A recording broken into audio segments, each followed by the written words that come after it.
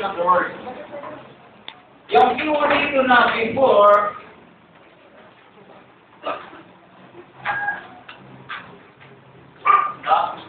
yung keyword na before the foundation of the world, all the creation of God is finished. In His thoughts, in His knowledge, in His wisdom, tapos na ang creation before the foundation of the world. Yun ang God, yan time. Tapos na yung creation. Before the foundation of the world. Bago niya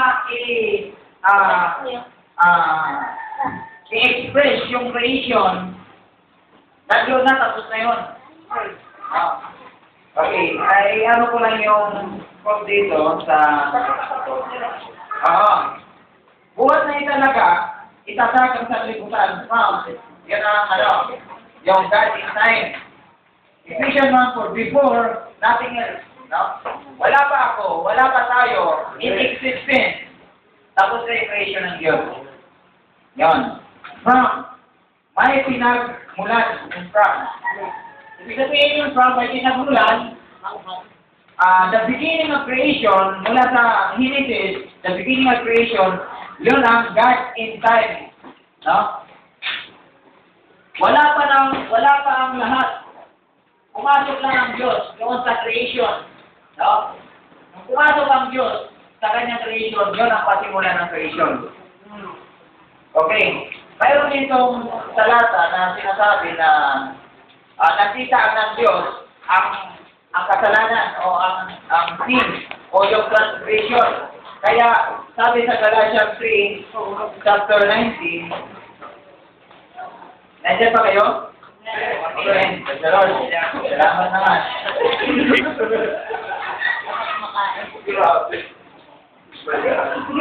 Sabi dito, wherefore, then serveth the law, it was added because of transgression.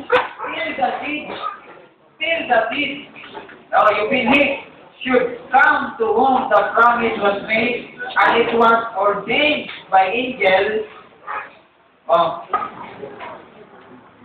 I think tama. The hand of the mediator. And it was ordained by angels in the hands of the mediator.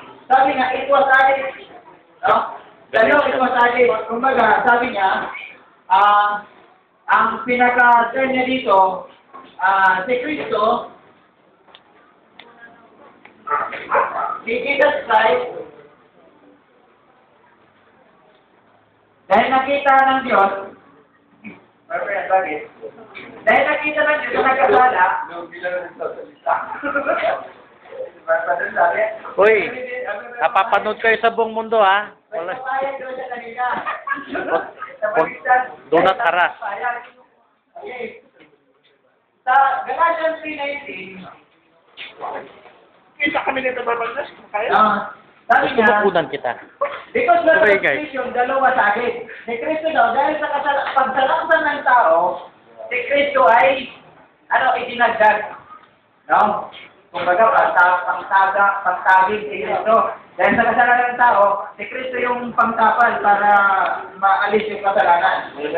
No? Yun. Right, sabi niya, because of the sin of man, nandun si Kristo. Ngayon, ang tanong, yung from ba at saka yung before, ito ba ay nasa knowledge ng Diyos? Ang tanong, sabi niya, yung from at saka yung before, yun ba ay nasa knowledge ng Diyos?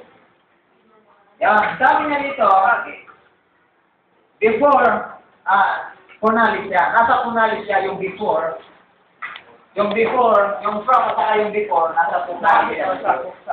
Hindi lang bahagi. Talagang nasa knowledge ito ng Diyos.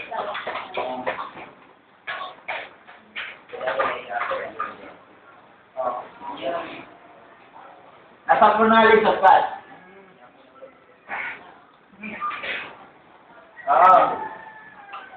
Okay. Ngayon, yung God in time, at saka God beyond time, sabi niya, inside the creation, there is a universe. Paano kaya nangyari? No. Inside the creation, there is a universe. nangyari? Mamaya, tatanungin natin. Oh. Doon sa loob ng kanyang nilikha, may mga universe. Ibig sabihin, kalawakan. Yun yan. Heavenly things. Yung heavenly things na tinutukoy ko dito, alam ko na sa 1 Corinthians chapter 13 at saka chapter 12. Yung heavenly things. Ito yung beyond time. Spirit ng Diyos, mga spiritual. Spiritual. Yung, nasa God beyond time ito. Beyond earth time. Hindi pa beyond time na totally time. May time din sa heaven. Beyond earth time. Itong God in time, no? Time is well. Nung nag-create ang Diyos in the beginning, doon sa Garden of Eden, nalikipag-deal ang Diyos. Kanino?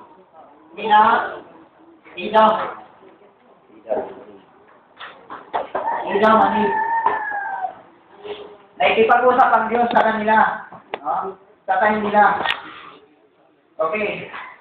Sabi niya dito, God beyond time, gusto ng Diyos, at ipag-usap ang Diyos, nung nilikha niya, sinaiid niya, sina Adam and Eve, nakipag-usap, nakipag-deal ang Diyos, sina Adam, at saka sina iba. Dahil ang gusto ng Diyos, nung nagkaroon sila ng pagkakasala, gusto ng Diyos na sila lahat, ito sila ay maligtas.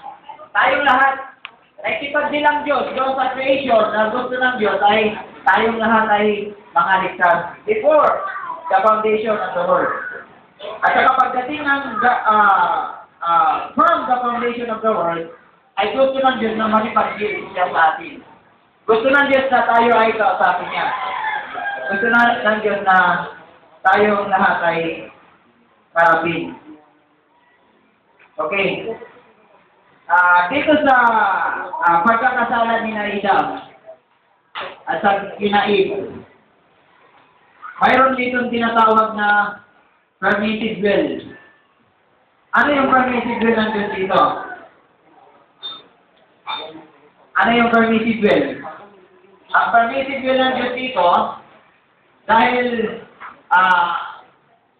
hindi gusto ng Diyos na kalooban niya mangyari, kalooban ng tao na hindi gusto ng Diyos na sila'y magkasala. Pinirmit ng Diyos, tinanggap ng Diyos na nagkasala sila. Tawag nito? Nagkasala sila, tinanggap ng Diyos. Okay? Halimbawa, may gusto tayo sa ating anak. Okay, nandiyan ba kayo? May gusto tayo, tayong magulang, may gusto tayo sa ating mga anak. Ang gusto natin na si Brother Padun ay mag-abogado. Halimbawa, anak ko si Brother Padun. Gusto ko si Brother Padun ay mag-abogado. Hindi natupad. Dahil nag-asawa. No? Dahil nag-asawa siya, hindi siya nakatapos ng pag-abogado.